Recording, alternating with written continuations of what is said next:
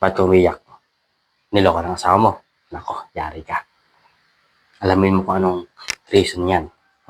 Ito, mag-mini CCTV ka. I-record mo. Monitor mo siya araw-araw. Lalo na, pag wala ka. Alam ko, titira yun ng titira pag wala ka. Kaya, bumalik ka agad nito. Napakalit lang na ito. Hindi ka agad mahalata ng asawa mo ito. Ilagay mo sa gilid. Yung alam mo, yung alam mong lugar na alam mo pupunta niya. Yun, doon mo yung monitor. Tingnan mo, may memory to. Kailangan ng memory, ha? Kasi pag walang memory, hindi mo mare-record. Kailangan may memory. Dito lang may lalagay yung memory niyan. Ayan. Ayan. Kaya mare-record mo lahat ng mga ginagawa ng asawa mo na manloloko.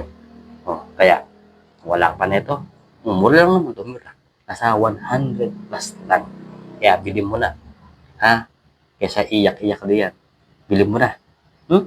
Ngayon, nasa gilid siya. Sige, check out mo na.